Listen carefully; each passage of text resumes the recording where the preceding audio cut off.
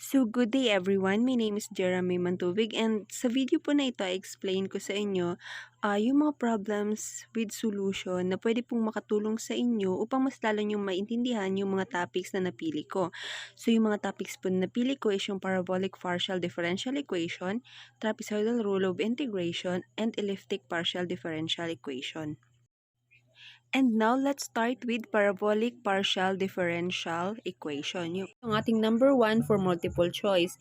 In general, second-order linear partial differential equation with two independent variables, so maging A, partial derivative squared u over ng partial derivative x squared, plus B, partial derivative squared u minus ng partial derivative x, partial derivative y, plus ng C, partial derivative squared u over ng partial derivative y squared plus D is equal to 0. So, ang kukunin naman po natin dito is same sa elliptic partial differential equation, which is ang kanyang second order linear partial differential equation. So, ayon po sa expert, malalaman lang po natin na ito ay parabolic partial differential equation kapag ito ay nag-equal to 0. So, yun po ang kanyang magiging sagot. So, dito po sa ating multiple choice, ang sagot po natin sa number 1 is letter C.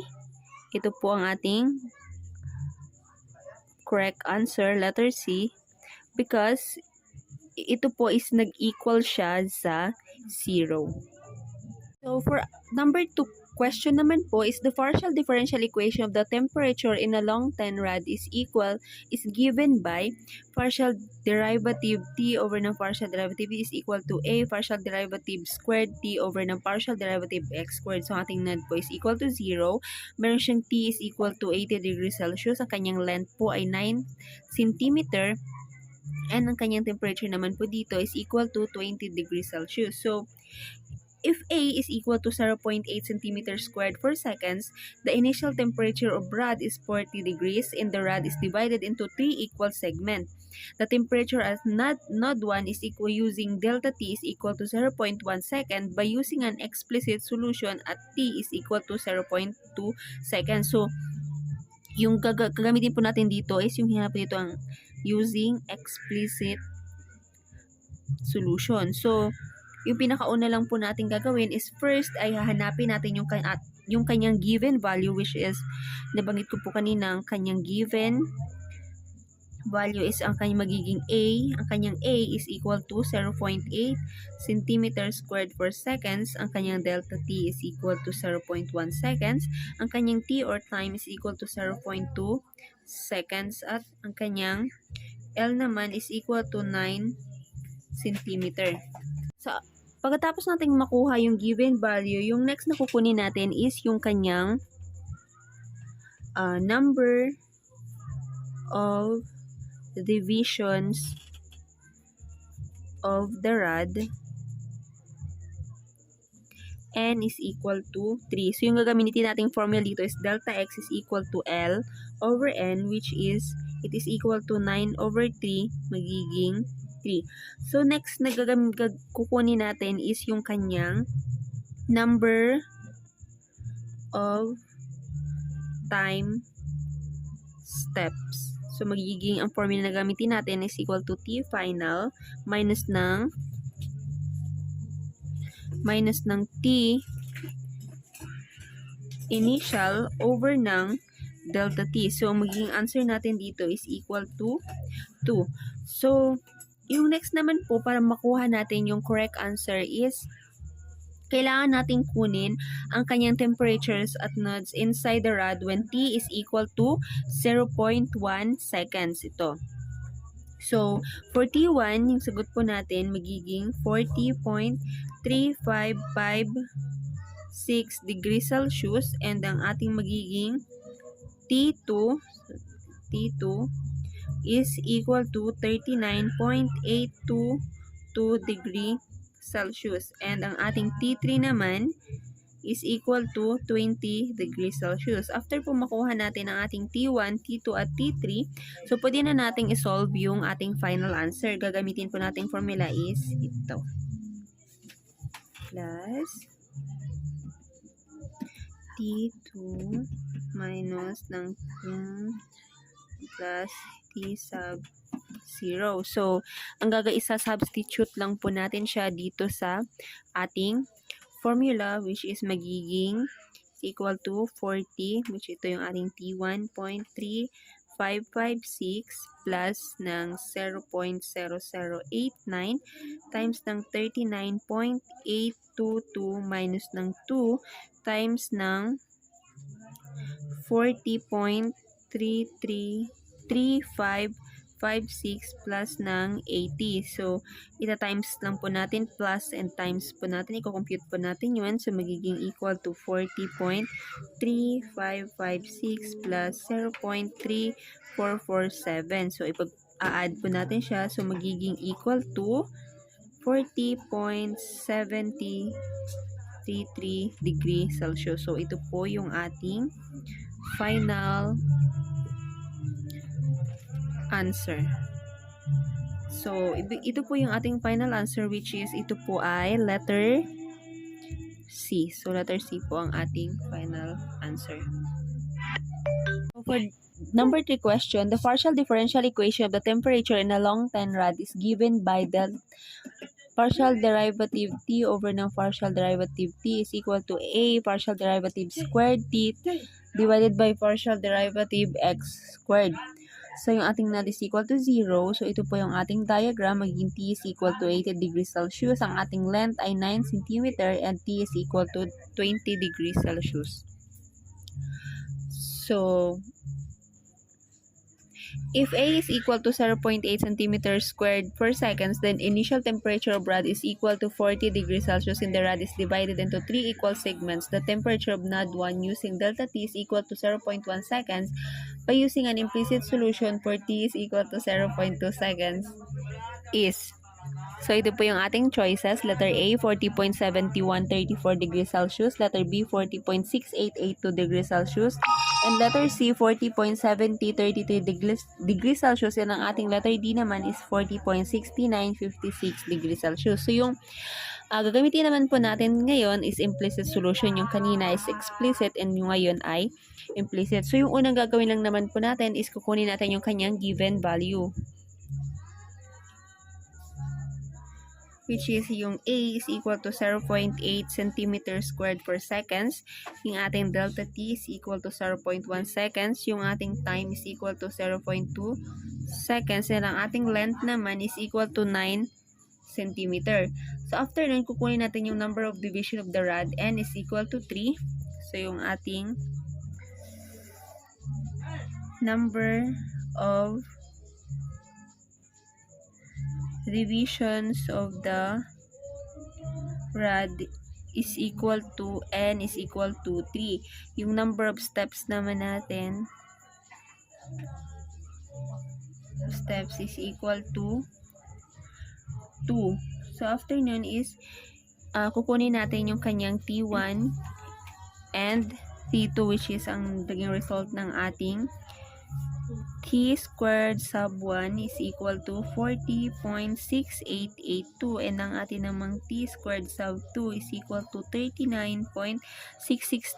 Since implicit solution yung gagamitin natin, so yung final answer po natin is nakabase dito sa ating T squared sub 1. So ito po yung ating final answer. So yung ating answer po for number 3 is letter B. So, next naman po is yung ating problem solving, or ito po yung ating solving problem for parabolic PDE. So, ito po yung ating question. The region in which the following partial differential equation x cubed partial derivative squared u over ng partial derivative x squared plus ng 27 partial derivative squared u over ng partial derivative y squared plus ng 3 partial derivative squared u over ng partial derivative x partial derivative y plus 5u is equal to 0. So, ito po yung ating basis. So, yung magiging formula po natin dito is b squared minus ng 4ac is equal to 0. So, ang kailangan lang natin kunin dito is yung magiging yung given value nitong b, a at c. So, ang ating a po is magiging x squared, yung ating b is 3, at ang ating z naman is 27. So, nakuha na natin yung kanyang given value. So, ang gagawin na lang natin is isa-substitute natin siya dito sa ating given formula. So, magiging 3 squared minus 4 times x cubed times 27 is equal to 0. Magiging 9 minus 100x cubed is equal to 9. Pagkatapos, ilalabas po natin yung ating x cubed. Magiging x cubed is equal, papasok natin yung 9. Then, ibababa ang 108. So, magiging x cubed is equal to 108. After po niyan, magiging x cubed is equal to 1 over 12 dahil 9 divided by 108. So, is equal to 112. So, pagkatapos niyan, magiging x is equal to, ito po yung x, kung natin itong 3, magiging 1/3, 1 over 12 raised to 1/3. So, yan po ang ating magiging final answer for dito po sa ating solving problem. So, ngayon naman po is proceed tayo sa ating next topic, which is the trapezoidal rule of integration. So, ito po yung first question. If the areas of the side of prism would represent 211.76 square meter and 134.67 square meter, which is meron siyang 2 meter distance apart. Find the total volume using trapezoidal formula considered n is equal to 3. So, ito yung choices. A, 817.53 cubic meter. B, 845.71 cubic meter. Letter C, 809.71 cubic meter. And letter D, 827.53 cubic meter. So, para makuha po natin yung sagot sa question na ito, kailangan muna nating malaman yung trapezoidal formula na gagamitin natin, which is, yung gagamitin po natin is yung formula na V is equal to D times ng A1 plus A2 divided by 2 plus A2 para makuha natin yung kanyang volume. So, pero bago yan, para naman makuha natin or malaman natin kung ano yung mga ilalagay natin dito sa ating formula, kailangan natin munang malaman yung mga given value na isa-substitute natin dito sa formula. So, yung value is first is yung kanyang D or yung distance niya na 2 meter. And ang kanyang A1, which is ito, yung 211.76 square meter. And ang kanyang A2 naman is equal to 134.67 square meter. So, ito po yung ating given, ating mga given value. So, since meron na po tayong given value, yung gagawin lang po natin is isa-substitute natin ang ating mga value dito sa ating given formula, which is ito po. So, ang magiging sagot is magiging V is equal to 2, which is yung kanyang distance, times 211.76 ang kanyang A1, plus A2 na which is 134.67 divided by 2 plus 134.67. So, input natin siya sa ating calculator. So, which is yung magiging sagot niya is 827.53 cubic meter, which is ito po ay letter D. So, ang magiging sagot po ng number 1 question natin is 827.53 cubic meter. So, yung number 2 question naman natin is determine the volume of prism using trapezoidal formula. If the areas are given as 117.89 square meter and 55.76 square meter, which is meron siyang distance na 1.5 meter apart. So, kailangan na naman natin ulit i-determine yung volume niya. So, A, meron siyang 130.23 cubic meter. Letter B, 103.23 cubic meter. Letter C, 13.44 cubic meter. And letter D, 103.65 cubic meter. Same po kanina sa naon na ganun din yung gagawin natin. First, kailangan nating hanapin yung mga given problem which is, yung mga given value which is yung kanyang distance equal to 1.5 meter. Yung kanyang A1 is equal to 117.89 square meter. And yung kanyang A2 which is 55.76 square meter. So, meron na po tayong given value. Makukuha na natin yung kanyang sagot using the formula. So, ito po yung gagamitin nating formula, which is V is equal to D over 2 times A1 plus A2. Yung gagawin lang po natin is same din kanina, isa-substitute lang din natin. So, magiging V is equal to 1.5, which is yung kanyang distance, divided by 2 times 117.89 yung kanyang A1 plus 55.76 yung kanyang A2. So, yung magiging sagot po natin is 130.23 cubic meter, which is ito ay letter A. So, yung sagot po natin for number 2 questions is letter A. So, ito po yung last question natin sa ating multiple choice, which is volume again. Calculate the volume of third section if the areas are 76.32 square meter and 24.56 square meter with a distance of 4 meter. So, yung ating choices ay A, 210.11 cubic meter, B, 201.67 cubic meter, letter C, 201.76 cubic meter, and letter D, 210.76 cubic meter.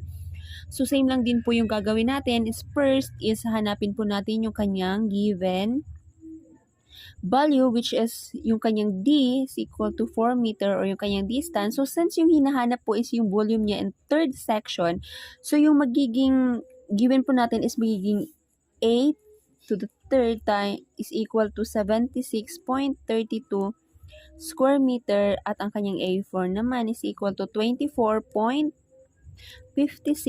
square meter. So, ito po yung ating magiging given value. So, ang ating formula po is ito. Volume is equal to D over 2 times ng ating A3 plus A4. So, isa-substitute natin siya, which is magiging V is equal to 4 naka-distance divided by 2 times ng 76.32 plus ng 24.56. So, input po natin siya sa ating calculator, which is yung magiging sagot is 201.76 cubic meter, and ito po ay letter C. So, yan po yung sagot sa ating third question sa multiple choice. So, ngayon po, magpo-proceed tayo sa ating problem set or sa ating solving problem. Yan. So, for our solving problem, ito po yung ating questions. If the value of the integral of 0.2 to 2.2 x e raised to x dx by the using one segment trapezoidal rule is most nearly at. So, may hahanapin po tayo dyan. And ito po yung solution natin. So, bago tayo mag-start, yung gagamitin po nating formula dito is yung ating formula na the integral of 0.2 to 2.2 x dx times ng ating FA plus FB divided by 2. So, dahil wala tayong given ng FA and FB na value, so kailangan natin siyang hanapin, which is, na yung gagamitin nating formula is itong Fx is equal to x e raised to x. So, ang ating A is equal to 0.2 at ang ating B naman is equal to 2.2. Para makuha natin itong FA, so, isa-substitute lang natin yung mga given value natin dito sa Fx is equal to x e raised to x. So, magiging F times 0.2 is equal to 0.2 e raised to 0.2, which is yung magiging sagot niya is 0.24428. Same lang din po yung gagawin natin sa ating FB, which is yung gagawin naman natin is F times 2.2, which is ito yung ating V, is equal to 2.2 e raised to 2.2. So, yung magiging sagot niya is 19.855. So, meron na po tayong FA and FB. So, pwede na natin siyang i-compute. So, proceed tayo dito sa solution. So, magiging the integral of 0.2 to 2.2 x ex dx is equal to magiging 2.2 minus 0.2 times ng 0.24428 positive or negative 19.855, which is ito yung ating FA and FB divided by 2. So, yung magiging sagot niya, yung magiging sagot nito is 2 times yung result nito, which is 10.050. So, yung magiging sagot po natin is itong 20.099. Ito po yung ating final answer. So, the value of integral of 0.2 to 2.2 x e raised to x dx by the using one segment trapezoidal rule is most nearly at 20.099. So, yan po ang ating final answer para sa ating trapezoidal rule of integration.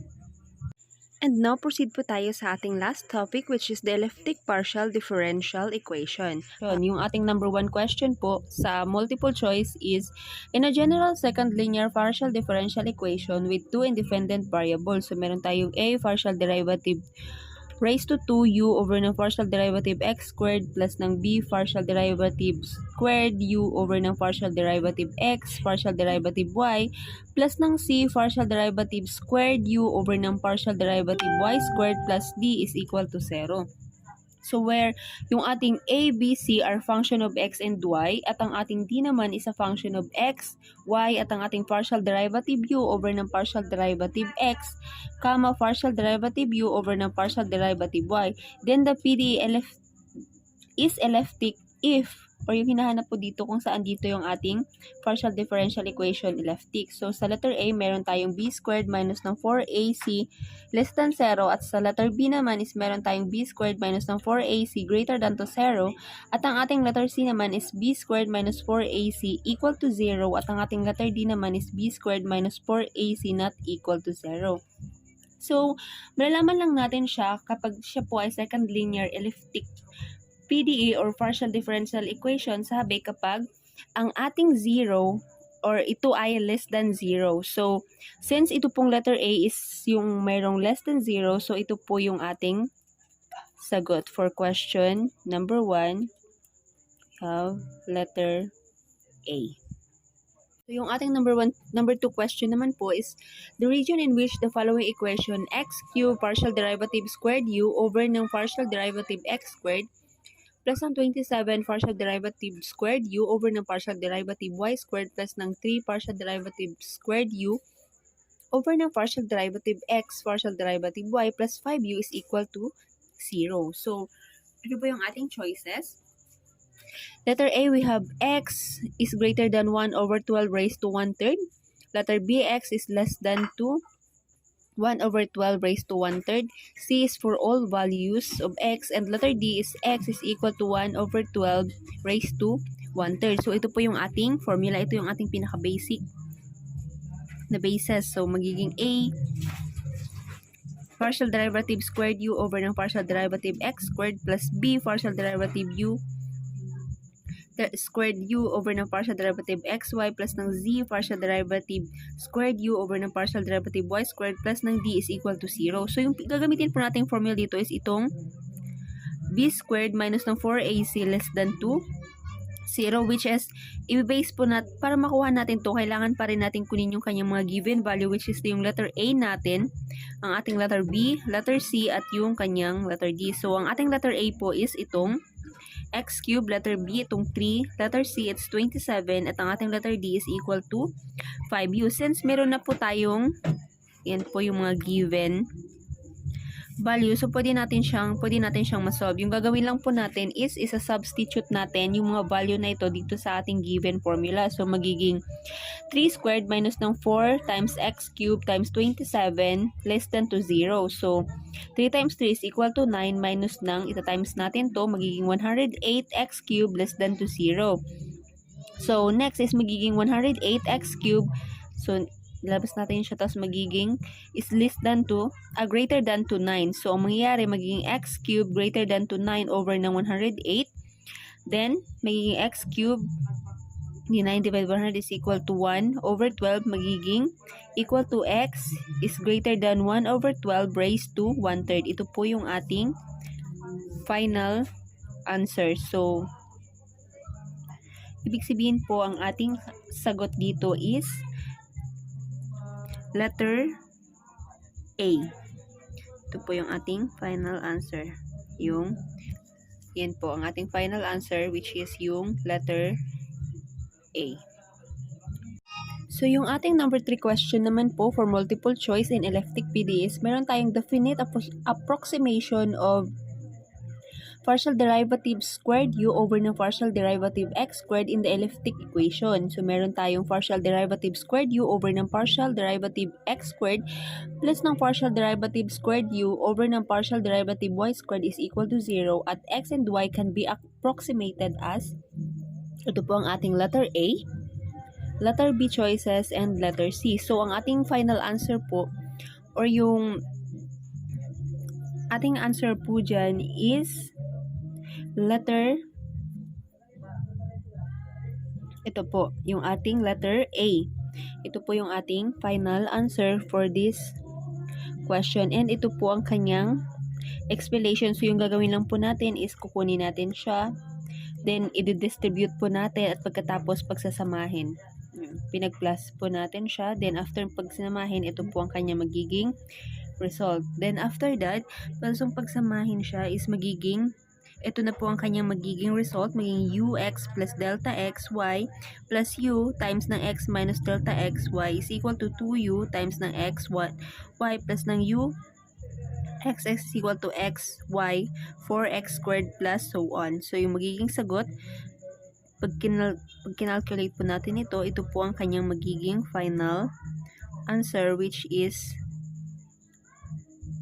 ito po ang kanyang final answer, which is letter, ito po yung ating letter A.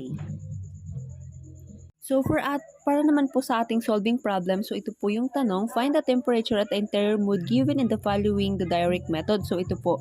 Ito yung ating diagram. So, ang pinakaunang gagawin natin is gagawa po tayo ulit ng ating panibagong diagram, which is ilalagay po natin, ito po ang ating delta x, 4.5 inches. Yan po. Din ang ating T sa 1 and 2 is equal to 100 degrees Celsius. Sa ating, ang temp naman po natin sa 0 and 1 is 75 degrees Celsius. And sa ating 0 degrees Celsius, meron tayong temperature na 2/2.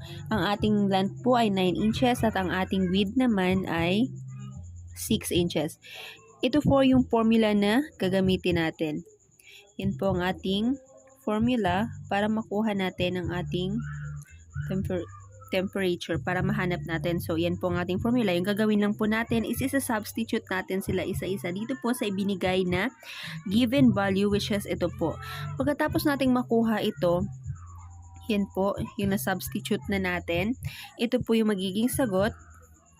Pag na-compute natin siya, ito yung magiging result, which is magiging 8.33 plus 6.170 minus ng 2 of times 1, okay, 0.1605 is equal to 0. So, after na, ipagta-times po natin din, ang ating magiging result po is 45.19 degrees. So, ito po ang kanyang temperature.